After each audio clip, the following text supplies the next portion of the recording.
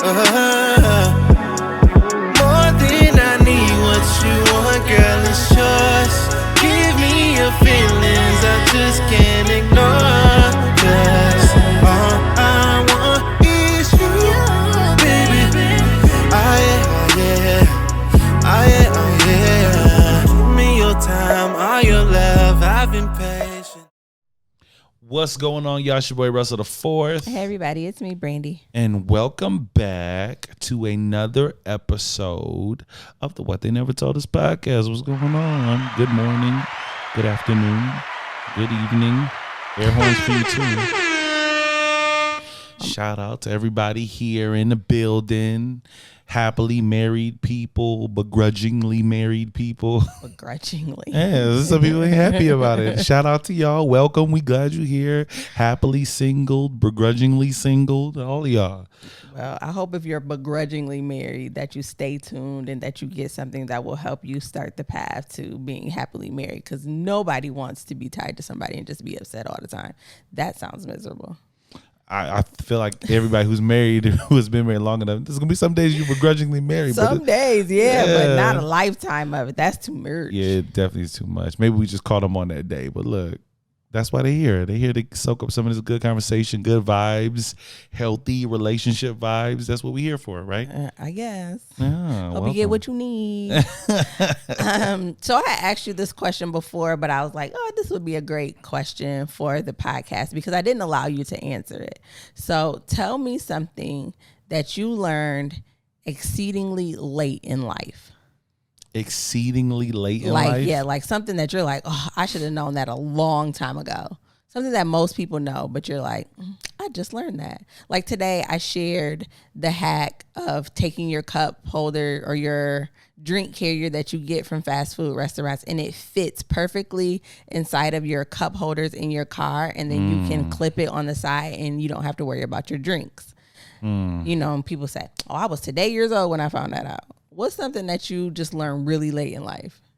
You know, sometimes when you order pizza, the little thing in the middle, the little white table thing. Yeah. That's for when you pull the piece of pizza to not have to touch the other one. You can like use that to separate it. I always throw that away. I Me think too. that's just something somebody made up. It's very useful though. If that's not what it's for, then they just found a really good way to utilize that. What else would that thing be for? Do they even put that in pizza anymore? Pizza Hut does. Oh, I don't eat that. Yeah, Pizza Hut still use it, and Papa John's. Shout out to y'all. I really thought you were gonna say something else. I'm hungry. I ain't ate dinner yet. Like first thing on my mind. Well, you started with the cup hack trick, so maybe just think of like TikTok stuff. So I don't know. I feel like all the things that we talk about here, like, oh man, I didn't know that. Like I really thought that you were You thought it was about to be deep. No, not deep, but like at least I really thought you were gonna say about the white clothes. White clothes? Yeah. What? And using bleach. No, I knew you're supposed to use bleach on white clothes. That's not something new that I learned late in life. I just didn't start doing it until later in life. Okay. When I first started doing laundry, I didn't even separate the white clothes. That's such a man thing. I just look, when it's time to do laundry, here, all of it. Lord. For me, it was the tags on your car. I've always called it tags, TAGS. You have to get your tags renewed. That's what it is. No, it's not. It's your tabs, TABS. You're wrong. And watch this. Even if you're right, you're still wrong. How about that?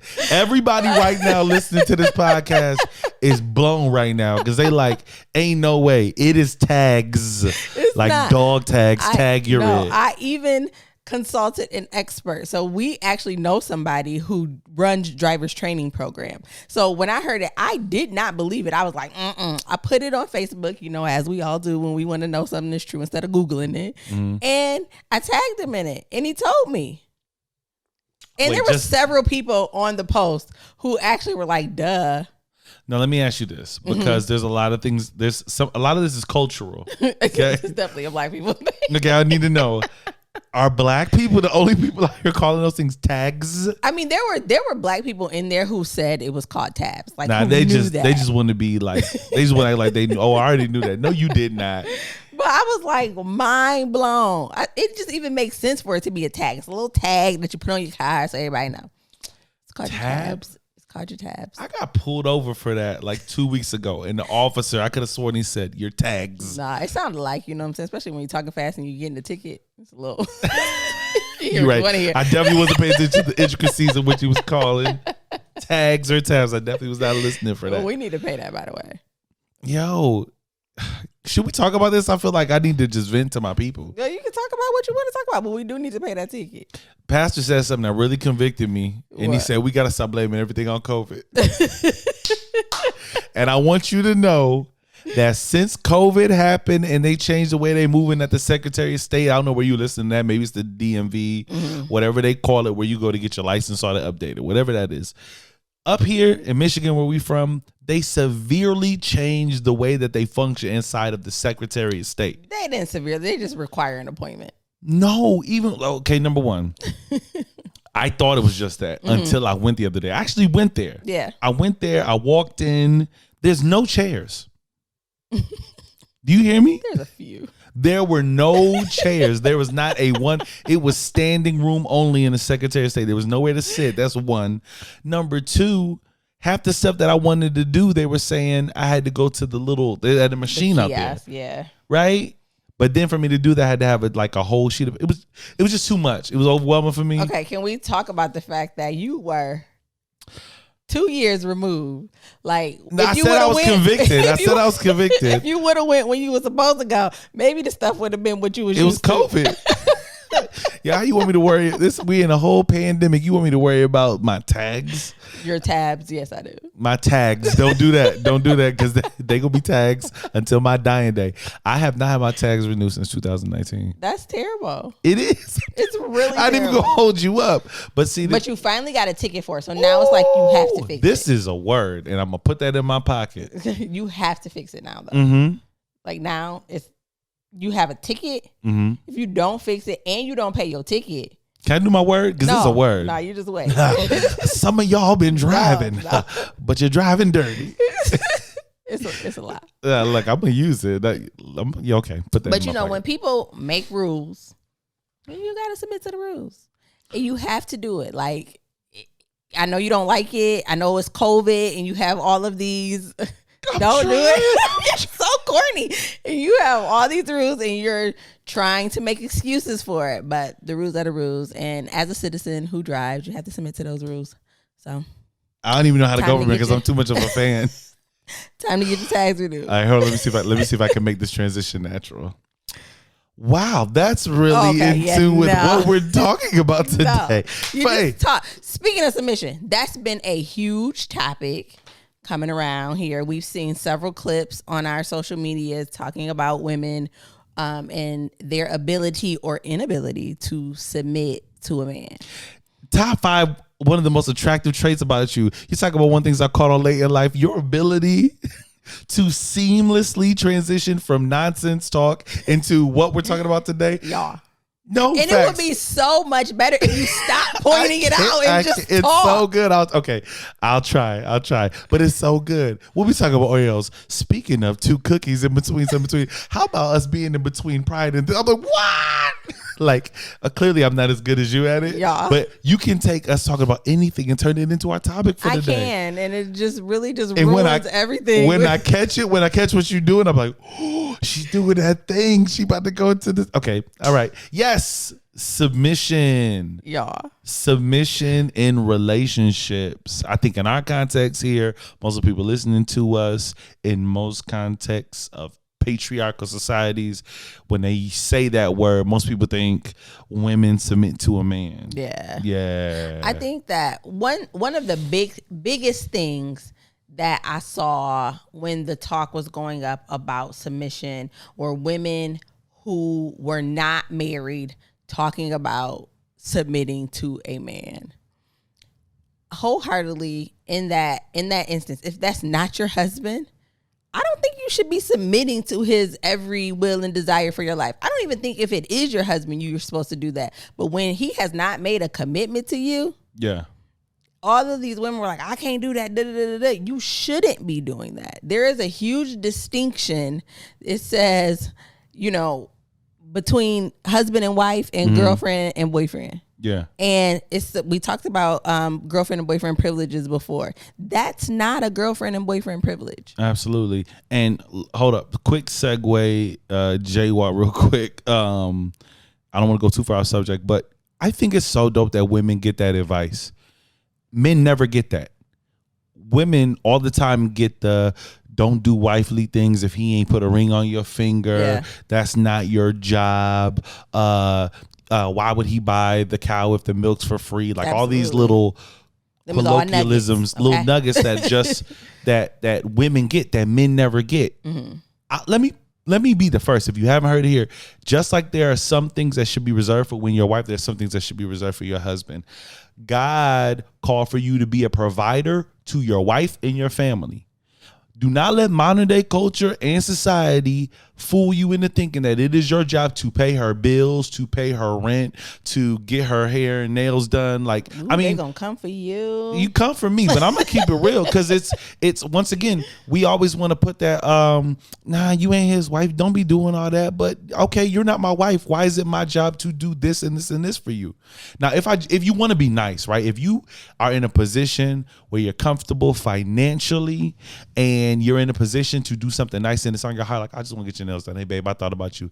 Hey look, I know Christmas is coming around the corner. Hey, I know you got to worry about little man and his Christmas. Look, let me take care of him for you this week.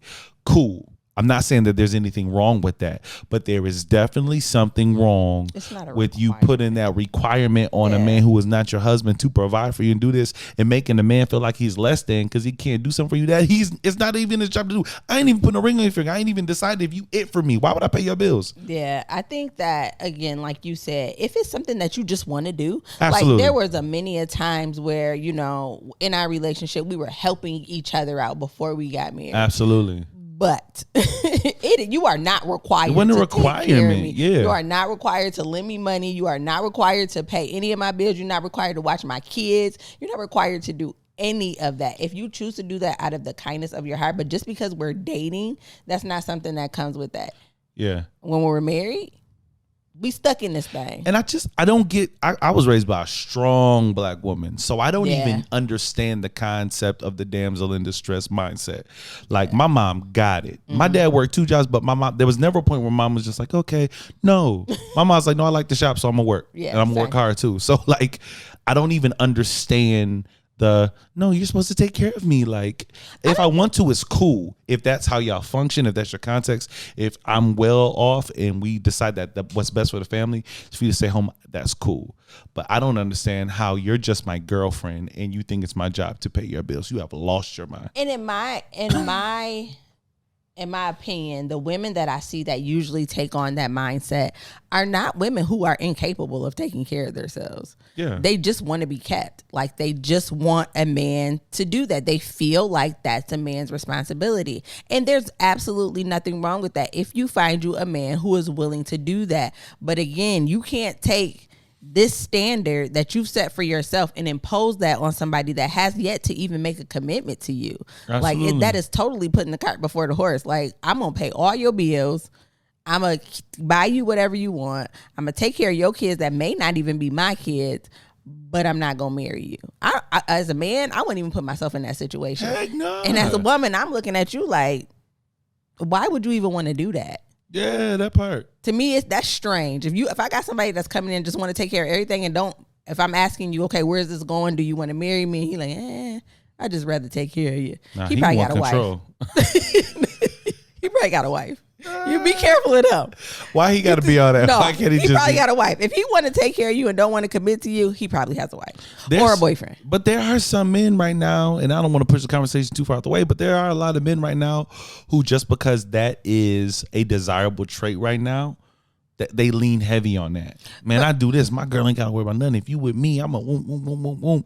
Like street pharmacists and other professions where they don't got to worry about nothing. I think that's the same type of mentality as like leasing a car. Like, I'm gonna put all this money into a car and then when the lease over, I'm just gonna give it back to you. Nah, if I'm putting all this money into you, you gonna marry me and it's gonna be a mutually beneficial situation. But the fact that I could do all of that and at the end of the day we could just break up and you going about your merry way. Yeah. It's a little bit harder to get out of a marriage. It can still happen in a marriage where you do all of this and then they still like, I'm deuces. But yeah, I'm not here. it's a little bit hard. You're gonna have to work to I'm leave not me here alone. for it. That part. But to me, so here's the question: how do you show the traits that people want to see in a husband and a wife pre-marriage before you get there without that? Like for someone who says, my context of a man or what I want in a man is a provider for his family. He's somebody who's financially secure, someone who can hold down a household. How do you show that you're able and willing to do that pre-marriage without us, Oh, that's very easy. Handle your business. But it's the same thing for the submission thing. Like if I'm with a woman, right, and she's naturally headstrong, she's naturally more like alpha female, right? How do I know before marriage if she even has that ability to do that? So we can say like, man, it's not you. You don't got to submit to that man.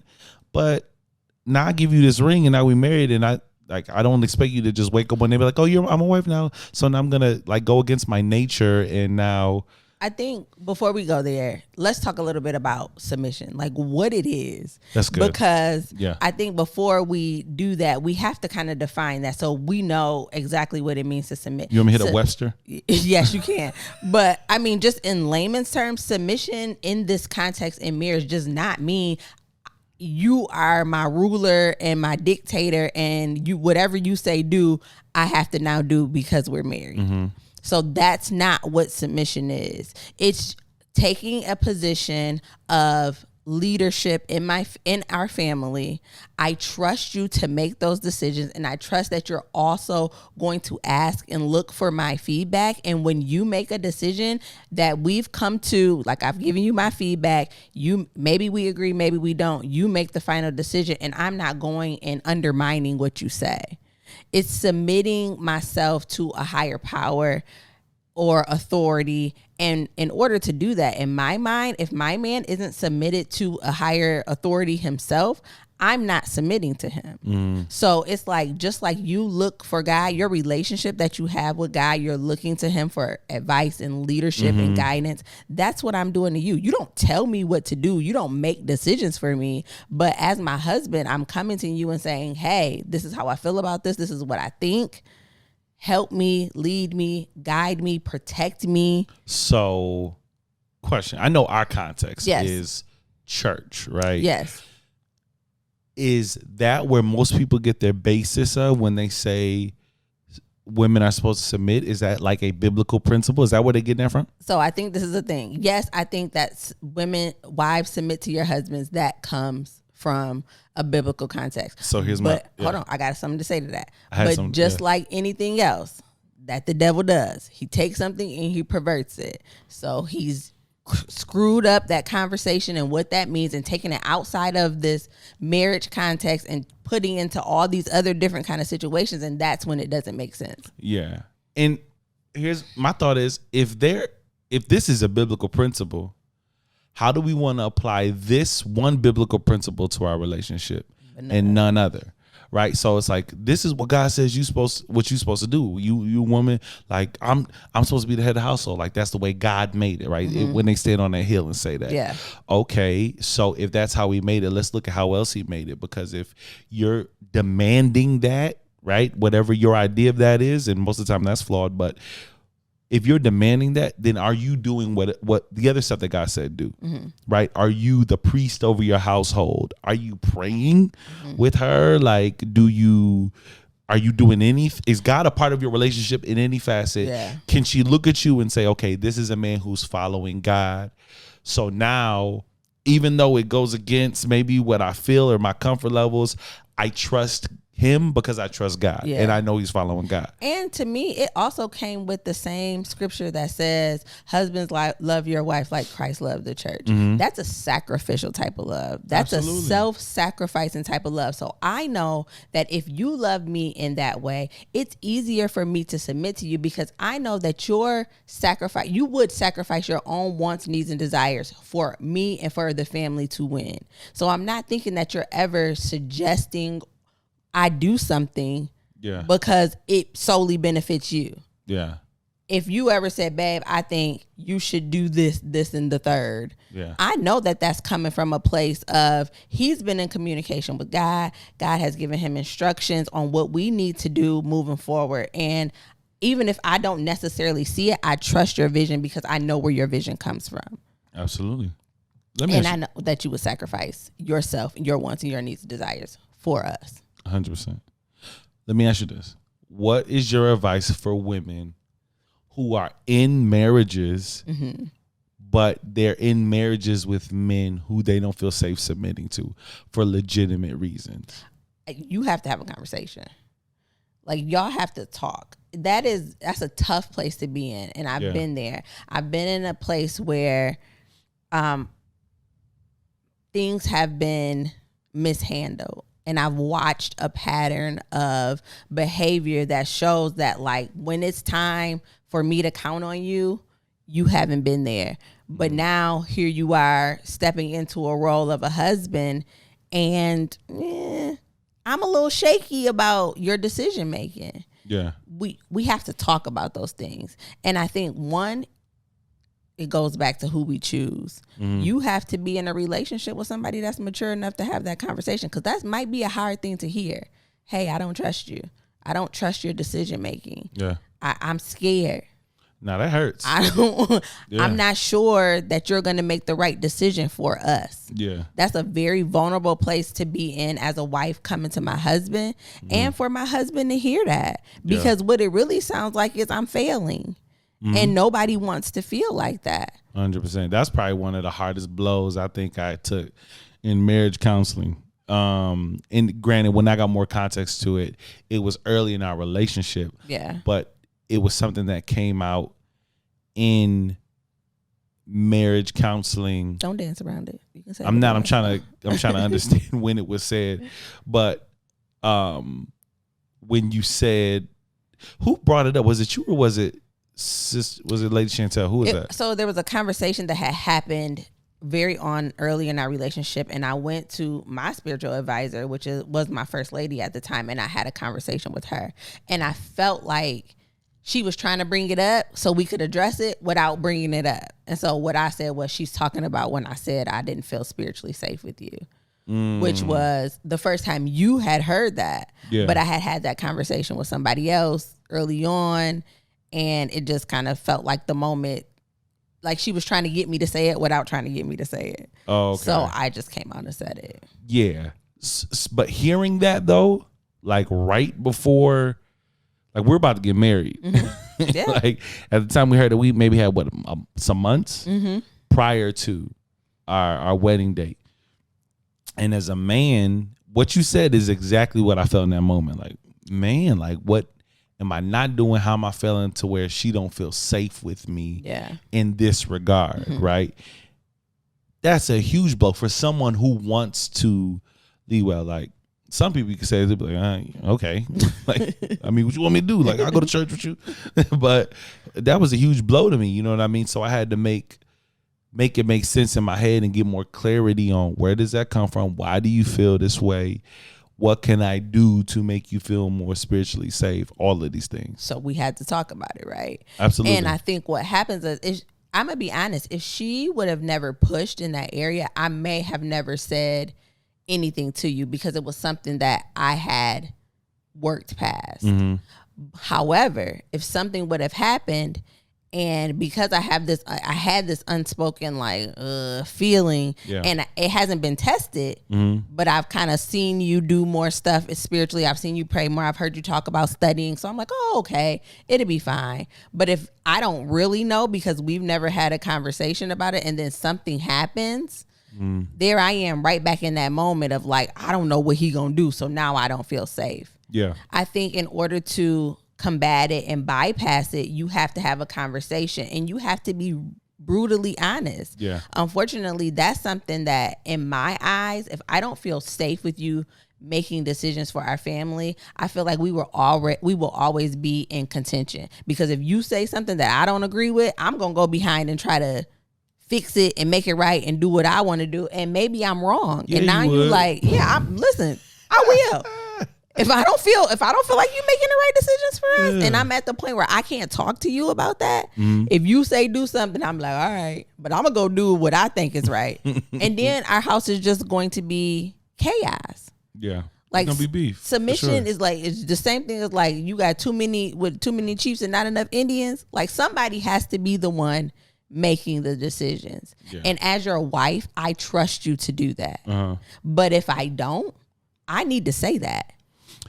The thing is like, okay, what happens after that? Like there's so many people who prior to marriage, they're stuck in that mindset of just infatuation, or not infatuation in the sense of the word where like, oh, they're just amazing. But no, like there's a phase of the relationship where you can do no wrong, really. You can do no wrong. I'm looking at you from the lens of I'm just happy about this situation.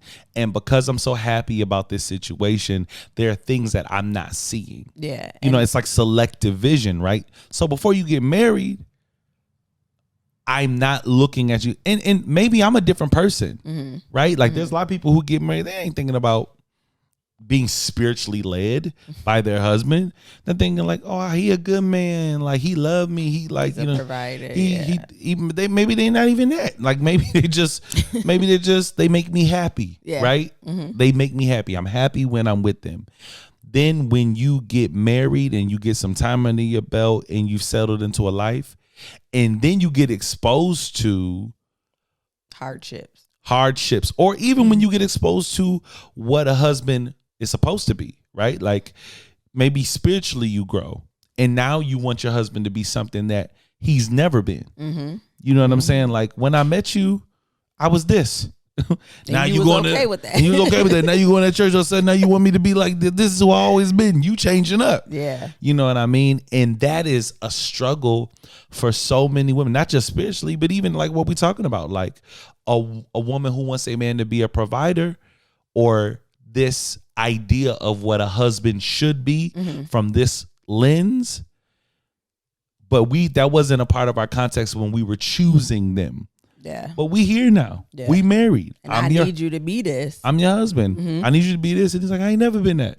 This me. That's real. You know what I mean? And it goes both ways, because I think when obviously we both been married before, but when we got married, it was the first time I ever even had a conversation with a man about what does a wife mean to you? What does a husband mean to you? Yeah. Like, and I think that at basic level, if you're thinking about marrying somebody, y'all need to have that definition down pat. Because it don't mean the same for everybody. It does not. It does I've learned that it's not the same for everybody. It does not. And if there is any area of conflict in your definition of what your role is and what your partner's role is, y'all have to come to some type of consensus before you get married. Absolutely. Most of the time, we don't have those conversations until we're married and we're in trouble. That's and now we like, well, you were supposed to. Well, who said I was supposed to do that? Support that. There's some dudes right now who's like, yo, as long as I come home at night, I'm good. I mean, like, I was just messing with them girls. I was gonna get right back, you know, like it's just sex with them. You know what I mean? Like with you, I really love you. And as crazy as that sounds, there are people who really think like that. And if you don't have that conversation, what defines cheating for you? Or our whole courting relationship has been that. Yeah. He or she, because women cheat too, done cheated, you forgiven. We've moved past it, but we ain't really moved past it because now that you done forgave me, I think it's all right. Like, you cool with it. Yeah. So now when she need me to get married. He need me to get married. We need to be married. It's going to fix it. But that's still there because it has not been addressed. What happened is there was an incident that happened, but the behavior and the pattern behind it has not been addressed. This is a pattern. We know how we do. Like, you'll get mad at me for a couple of days. You'll put me out. We'll come through, work it through. I'll take you on a date. I'll get my act together for a couple months. But this is what we do, you know? Yeah. So now when when you're married and in your mind, the expectation has changed. He's my husband now. She's my wife now. He or she not going to do that. It's like, well, what make you think that? Because this is who I was. you decided to marry me as this person. Yeah. It goes not only for cheating, it goes for submission, for being independent, for being a lazy person, for being a bad cook. Like, marriage does not change that.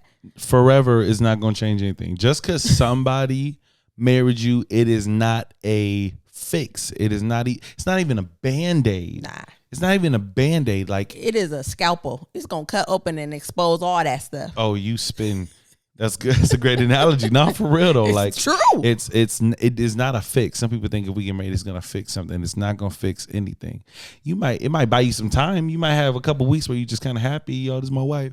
But eventually, who you are, the issues that are lying under the surface, that's gonna come to the top. It's gonna rise to the top. You have to deal with that stuff. Every day it's gonna be a slice on the skin, peeling back another layer. And you're like, whoa, I didn't know that.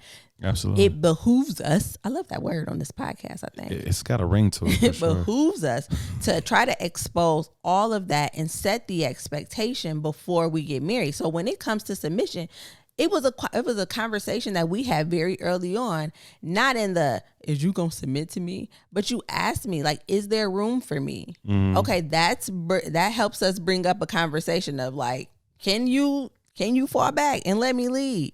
Yeah. And I don't blame you for not being able to see that in me, because I wasn't trying to show that to you. I was trying to show that I was strong, I was independent, and that I had my stuff together. But what it portrays to you is like, so what I'm supposed to do when I get here? Yeah. And for me, I had to show you by not just talking about it. You know, it was the biggest thing, or not the biggest thing, one of the main things I was looking at, and it probably was a huge deal to me, but it wasn't a big deal to you. But I was putting so much thought into it. What's the that? garbage bag. If I came and hung with you, Yeah. if when I left there was a garbage bag by the front door, I would always say, I got it. Sometimes I even grab it, and you say, no, I got it, put it down. It's like, I'm already going outside. I have to walk past the garbage can. I got it. But in your mind, I didn't want you to feel like you had to take care of me. Yeah, absolutely. Now, to someone who wants to take care of you. Yeah, it feels like you're not going to let me take care of you. You know what I mean? Absolutely. Like, in my mind, this is what I'm supposed to do. And taking out your garbage doesn't mean taking care of you, but I want to help you. Mm-hmm. You know what I mean? I need room to do that. You know what I mean? But I think in your mind, it's just like, nah, you need to know I got me. Yeah, and I felt like that's not your problem. You ain't putting that damn thing in this garbage bag. So we got it. I got a kid downstairs. He'll take it out when he get up.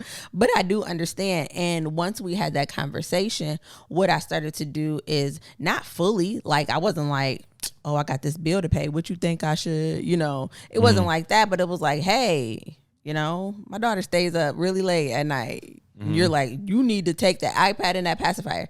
Bam. I'm not gonna push back on that. I did a little bit, but I did also take the iPad and the pacifier.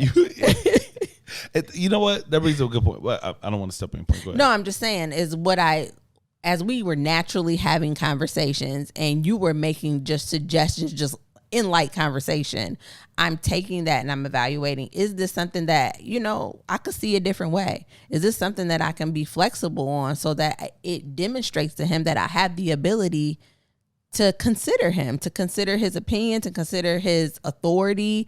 And I wanted to show you that.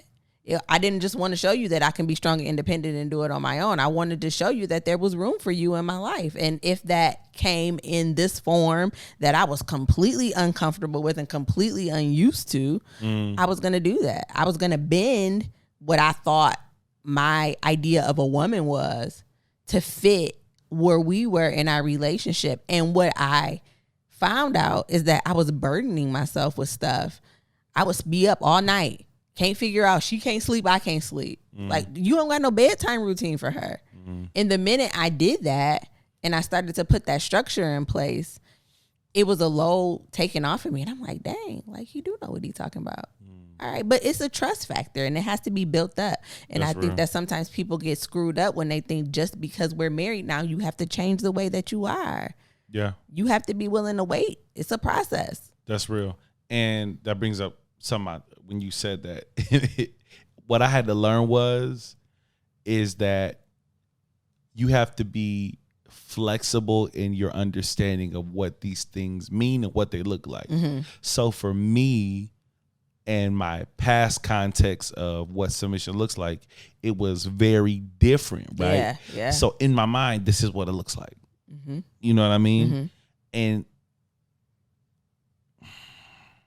that's too much. That's too deep. We go through experiences in past relationships and we try to put that context on new situations and in new relationships as if people are monolithic. Yeah. Right? Like everybody's an individual, right? So just because you interacted in this one way with this one person and it worked really well, you're in a new situation with a new person. And just because they don't do it the way that person did it, it does not mean that they're not doing it. Like submission looks different. And maybe not even the situation, but maybe you haven't experienced it, but you just have an idea in your mind of what it looks like. Yeah. And most of the time it's like, okay, where did you get that from? Where are you getting your idea for what this looks like? Because for me, if I'm being honest with you, when we sitting here having this conversation, in my mind, I was like, oh wow, she did do that. Because when we was talking about it, I've had to learn that when you push back, you're not disagreeing. Yes. You're just challenging thought. You're pushing back for the sake of information seeking. But for me, it was like, God dang, I'm trying to help. I feel like she trying to like, what, blocking me. Hey, you should try this. Why would I do that? But this, and I'm like, oh. But see, for me, like, this is another example because my idea as a wife is I'm a helpmate, right? You don't know everything. You know what I'm saying? And I have experience in areas that you don't, and you have experience in areas that I don't. I feel like you value my opinion. So I'm not helping you by shutting up.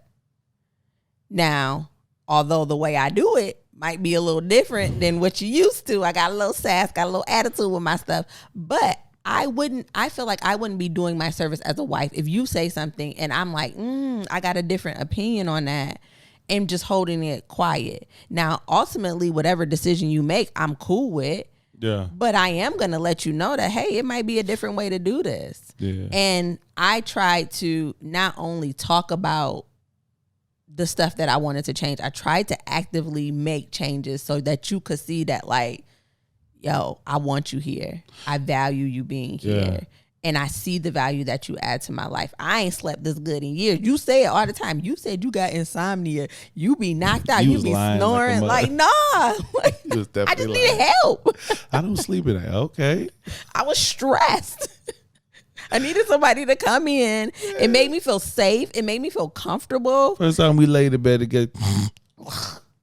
Okay, she was lying. Yeah, put the kids in bed. And I cleaned up the kitchen. I'm about to go to sleep. This is amazing. Yo. But you built an environment where I just felt safe and I felt protected and I felt like anything that you would ask me to do, again, was not to harm me. For sure. And as somebody who has been in a relationships where I always felt attacked, I think that's where initially that fire back comes from. Like, well, I didn't do this because because I always felt under attack, like somebody was attacking my character or my ability to parent or whatever. But once I found out that, like, nah, I'm safe here. Like, he's not trying to tear me down. If anything, he's trying to build me up. Yeah. That's what, for me, makes it easy to submit to you. I feel like this is a word for brothers who are in relationships with strong black women. And I hear the stigma too much. And I think this applies to women in general, but I hear especially where as it pertains to black women, that they can't be submissive, they're aggressive, they got bad attitudes. Like we say on here all the time, people are who they are for a reason. And when you talk about most black women, they have to be the strongest woman in the room. They are the minority. Like, when we in the room with men, we got to be stronger than them. Like it's a thing. And if you don't see that, you either are not trying to see that or there's some ego stuff in there. But to say that they are incapable of being submissive or being feminine or showing the softer side is just a misnomer. It's a miseducation on your part, and it's ignorance. It behooves you that if you have a woman that is strong, that you got to be that much stronger of a man. And that doesn't mean that you come in and what you say goes. They have to have a voice. And black women can't even be who they need to be on the outside if they can't be who they need to be on the inside with you. Like, if you're supposed to be the safe space, if she don't agree with you, she should be able to say that. Now, that doesn't mean that she disregards what you say and she undermines you, because there is a space in here where there is people who emasculate and try to beat you down as a man. I'm not talking about that. I'm just talking about a woman having a voice and being like, I don't agree. Let's talk this out. And to me, that part right there where people equate submission with not being able to voice your opinion, it's like, do you want somebody to submit to you or do you want a slave? That part. Because like, that part. Submission does not mean omission of my opinion, my thoughts, my will. It doesn't mean any of that. Yeah. Like, so wherever you got this twisted sense of the word from, it's like, no, you don't want somebody to submit to you. You want a slave. You want somebody that's going to be there at your every beck and call, say nothing when you tell them to do something, and just take orders from you. I'm nobody's slave. And I was somebody before I met you. So that person just doesn't go away just because we're married. So do you want me? Or do you just want somebody to do whatever you tell them to do? You got to decide. That's real. That's real. There's this girl on TikTok. I don't know her name, and I'm not gonna call her name, but she gives the most unrealistic idea of what the submissive wife looks like. And we all know who we talking about. You do? You seen it? Everybody done seen that clip. That clip been going around. I don't know. It could be a different one. Okay. Yeah. This one is looking at me like. This like a niche. It's like her whole page is when your husband comes home, have his drink ready, have this, I packed it. I did like, it's like this how to be a wife thing. And when I watched that, like, okay, do you work? Do you have your job yourself? You can't. Do you have kids? Where are they at? Because if you are like catering to this man this way, where the kids at? Who you packing their lunch to? You can't work. Ain't no way in the world. Like, it's insane. And that speaks more to slavery and servitude than a relationship where y'all both serving one another. Yeah. And I mean, I've seen relationships like that are mutually beneficial. Yeah. You know, I don't work. I take care of the home. Anything that you need, I'm going to give you. But in return, I also have the freedom to go and be myself. And you take care of us. And that's not, to me, that's not submission. No, that's not submission. I just was talking about, you know, the way that our relationship is mutually beneficial, because you laid out a situation where it seems like a woman who's just totally catering to her man and saying that this is the standard.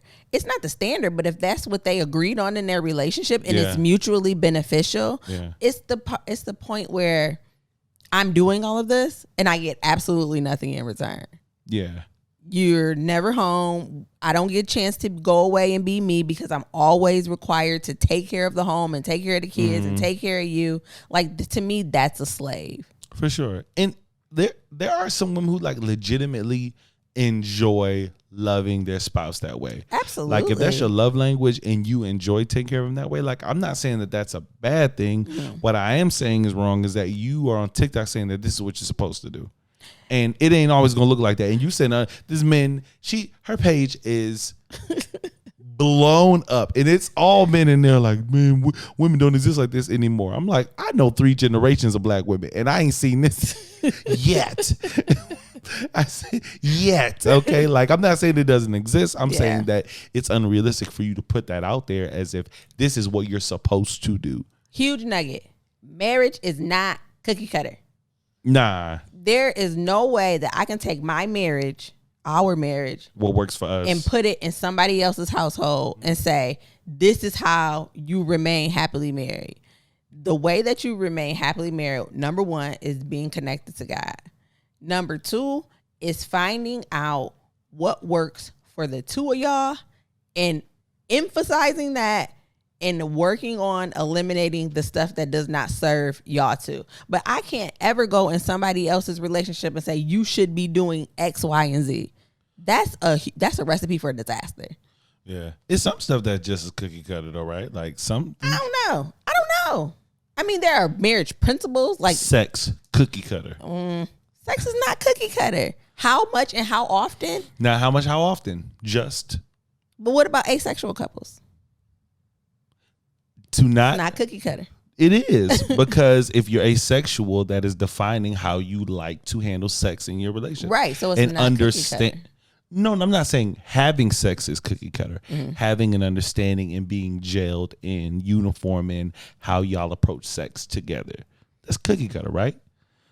Like we can't be on two separate pages sexually. Exactly. Yes. You know what I mean? Yeah. Spiritually, cookie cutter. But to me, cookie cutter means this is how you do it. This is one way how to do it. You can only when I have this cookie cutter, I can only. Oh, you mean everybody gotta have sex? When I 3 stamp times it out 17 times, it's the same cookie. You mean like yeah, you gotta have sex 3 times a day, or it's gonna be that's cookie cutter. Yeah.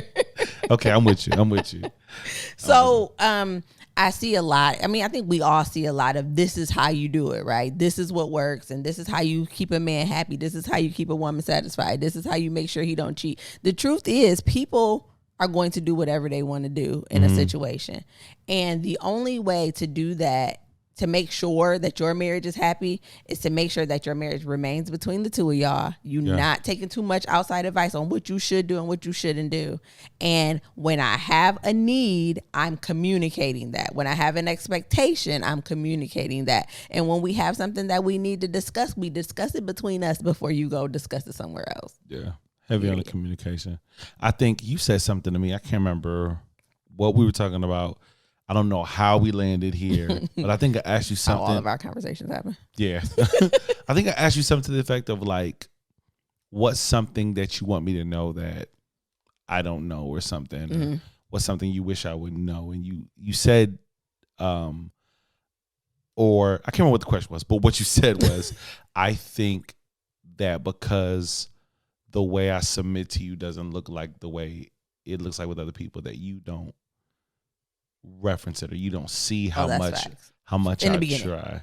Like, I'm a strong woman. Like, so for me to ask you or to, consult you, for me to, you know what I mean? Like that made me look at it differently. You know what I'm saying? Absolutely. Yeah. And I think that helped us. That helped us define what it looks like. Cause I think it came from you saying like, you want to feel like the provider. You want to feel like you're adding something to our household. And one of the ways that you do that is by providing advice and leadership and guidance. And it feels like an attack on that when every time you say something, I talk back. But like, my thing is, at least for me, what I needed, like I said, to show you is that when you say something, I really take that to heart. Like, I don't take that lightly. If you're taking the time to counsel me or I'm coming to you, like, it's because I really want your advice. Well, I think what was happening was we weren't getting any resolve. It's true. Like, I'd say something, we'd have a back and forth. I leave with an attitude. And then I don't even see what happens after that. But then when I look back, I'm like, oh, well, she did do that. Or she did adjust this. Or she did take into consideration what I said. But in the conversation, it was so like, to me, it felt contentious. So I'm like, forget about it. Why even, Listen, key rule of Brandy, I hear you, but I'm going to talk back. Like, I'm sorry. I be trying to work on it. But even in class, that was the feedback. You talk too much. Y'all pray for I got an opinion. Like, I'm going to say something, especially when it's something that's like, I think we have the most contention like when it's something that I've been doing that's been working for me or I feel like has been working for me. And then it's like, hey, have you thought about changing this? And I'm like, yo, I got this. Like, but if I can actually see a benefit from it, no problem. And sometimes even when I can't, I trust you enough to just do it. Like, I didn't know what was going to happen. I thought that child was going to scream all night long. And instead of me being woke up occasionally because she need a snack or something, I'm just never going to be able to go to sleep because she's screaming. The first night I went in there and was like, it's time to give you an iPad. She said, here, mommy. And she gave it away and she went to sleep. And I was like, he was right. Now do I tell him? Do I tell him he was right? Because I really don't want him to know that this really works. All right. But again, I think it's all about showing where your value is. And if I can trust and believe that that's value added, I don't have no problem. Yeah. But I also feel like if you don't feel like that person add no value to your life and you don't trust them, why are you in a relationship with them? But I guess that's a whole nother conversation. That's real. And this is why, once again, we shouted out the singles. Pre-relationship is so key. Oh, yeah. Pre-relationship is so key because when you know who you are early, then you know what you need. When you know who you are, you know what you need. When you don't know who you are, then you'll just be with anybody who makes you feel something, right? Then when the feelings fade or when it ain't feeling too good, you don't got nothing to stand on because you built a relationship on a feeling. And them feelings are going to come and go. Yeah, there's some days when we skipping through the park and giving each other, what are the eyes? Googly eyes, you know what I'm saying? And then there's some days when we rolling eyes at each other and it's like, I'm in the room. Why you in the room? Dang, you following me? Like there's days it's like that, but ultimately the foundation isn't based on a feeling. It's based on a commitment, you know what I mean, that you make to somebody because you trust them. They're a safe space for you. And I know we hate the term like this is my person, but there's somebody who has you, whether they like you right now in this moment or not.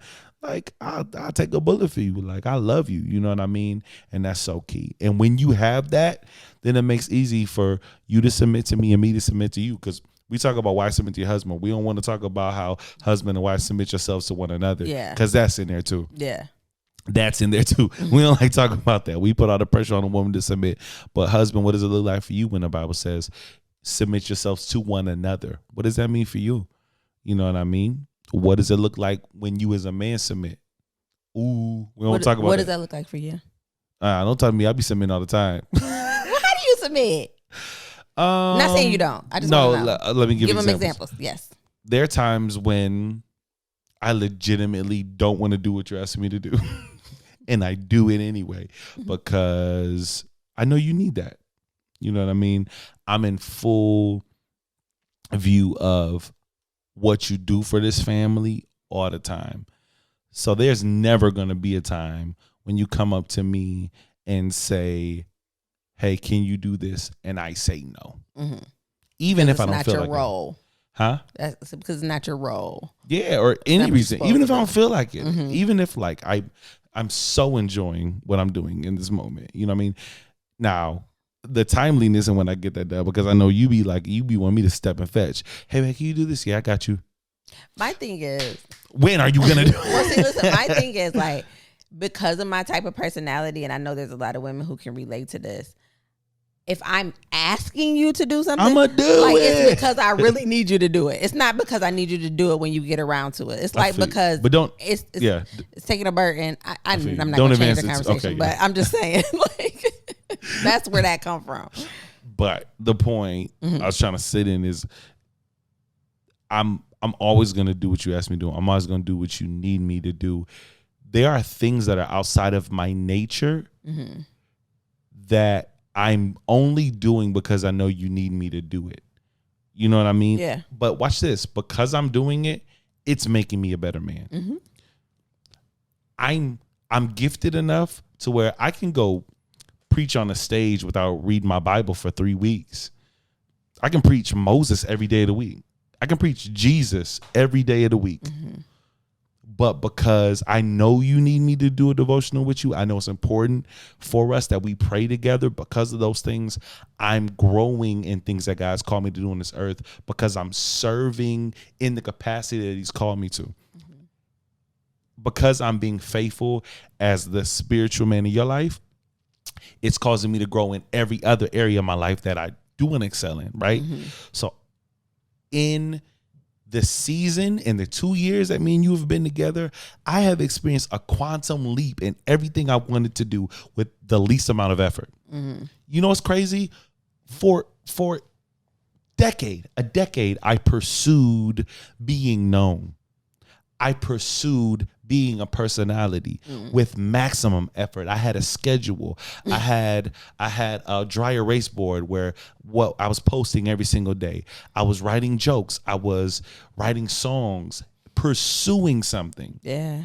But the moment I stopped pursuing that and just pursued being the best man for you and being the best man that God's called me to be, everything that I needed began just opening up for me when I wasn't even trying to. No effort.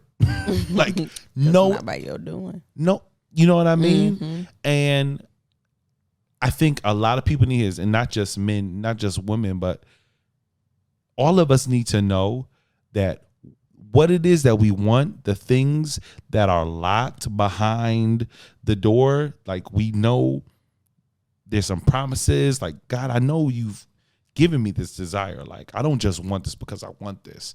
There's a reason why I desire this in life, because it's attached to what you've called me to do. But why do I feel like I'm going up against a door? I feel like I'm pushing up against a wall. That's behind obedience. Everything that you need is behind obedience. Yeah. It's the key that opens up that door. You won't even have to try hard. 2 years, yo. I got more done in 2 years just being faithful with you to God than I did in a decade trying to do it by myself for the wrong reasons.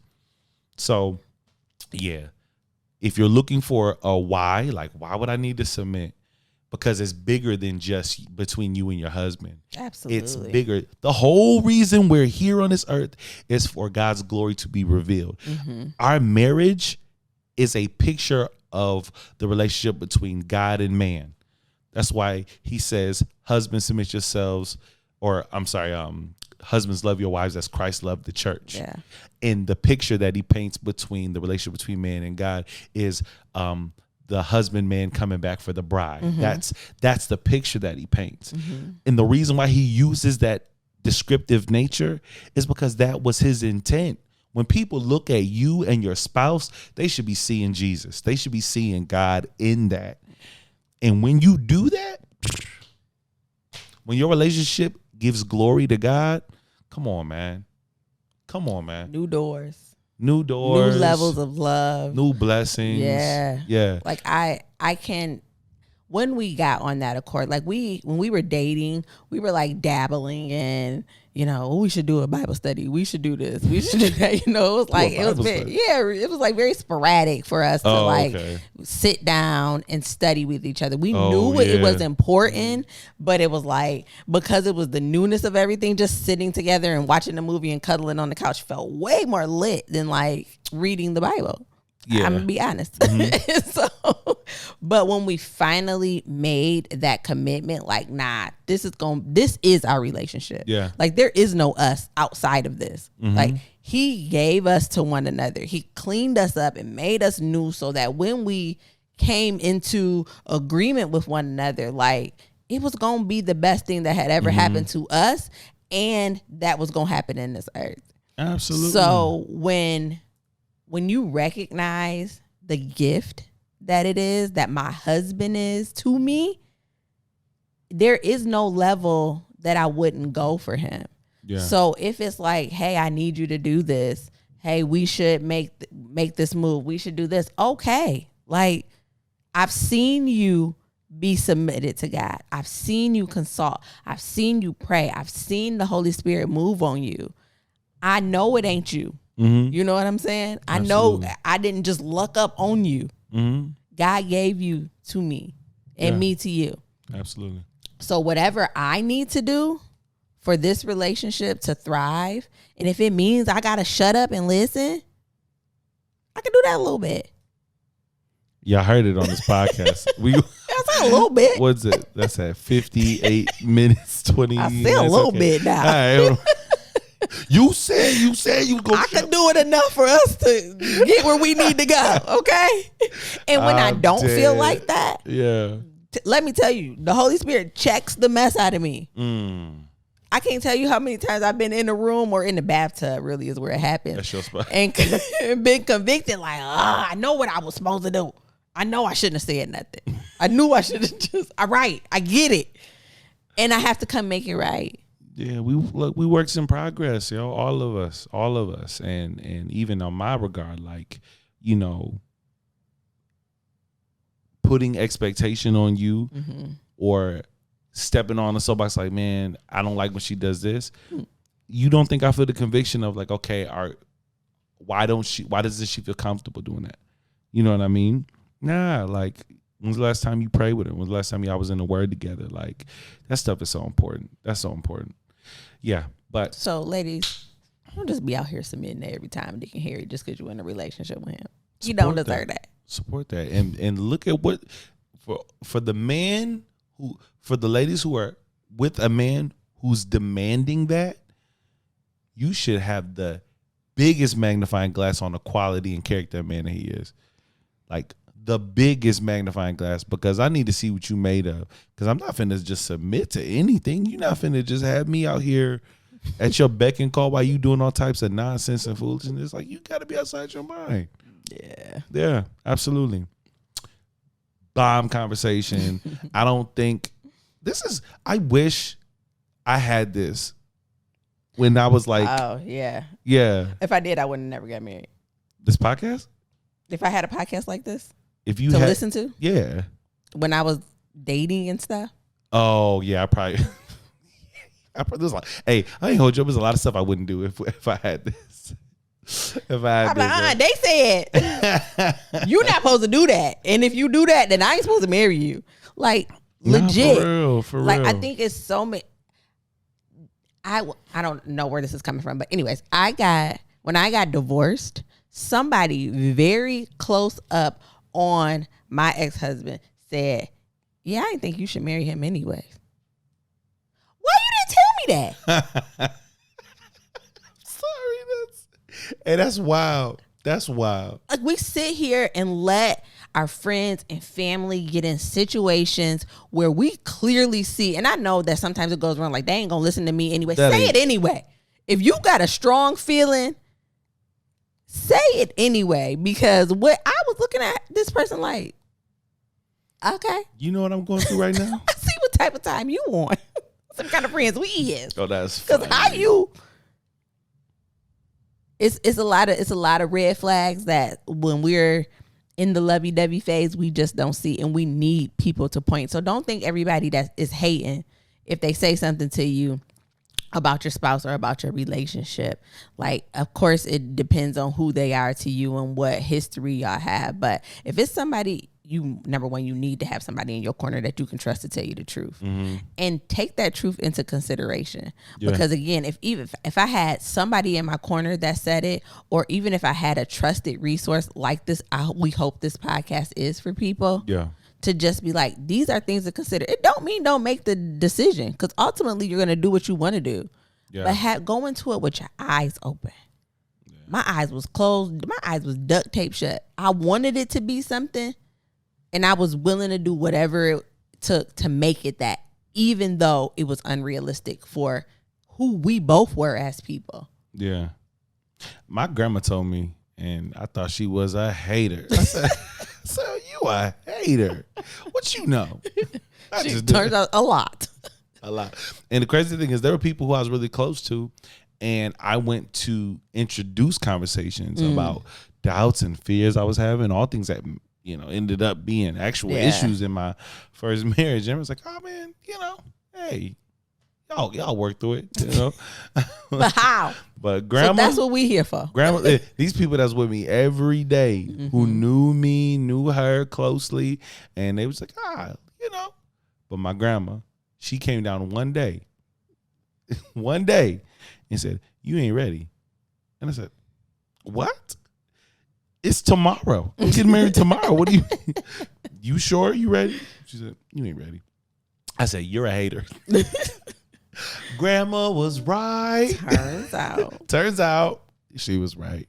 Yeah, I think just don't be scared to see a situation for what it truly is. Absolutely. Because you will save yourself a lot of heartache and a whole bunch of headache.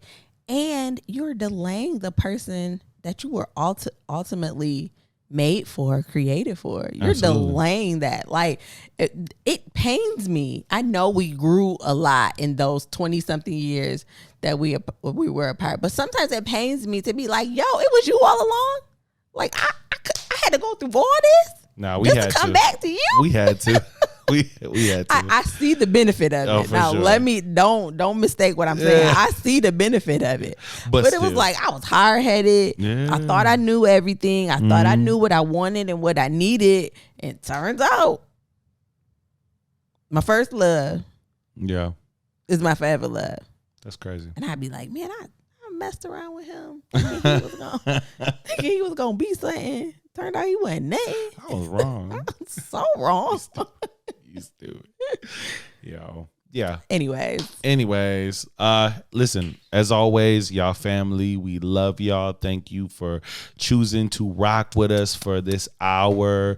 Like y'all do whenever y'all listening to this.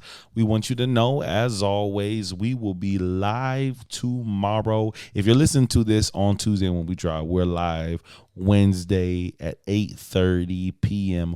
on Facebook and YouTube. If you are one of our Patriots, working title, Brandy hates it. I hate it. Absolutely. If you're one of our Patreon subscribers, you've already seen this. What up to you? Special shout out to y'all. More content coming via Patreon, via YouTube. We're also starting personal coaching, relationship coaching. Mentoring. Potato. But no, that's something we're doing now and something we're very excited about. So if that is something that you're interested in, if you want a more personal touch, if there's some things that are going on in your relationship and you're like, you know what, I feel like they are a safe, trusted space and I'd like to pick their brain, talk to them, that is a possibility. The doors are open and we welcome it. If all says the same. So hit us up. What they never told us pod@gmail.com. We'll love to get with you, chop it up with you, and if all says the same, serve you in that capacity. Yeah I don't have anything else to add to that. So always remember, we love y'all should love too. Bye.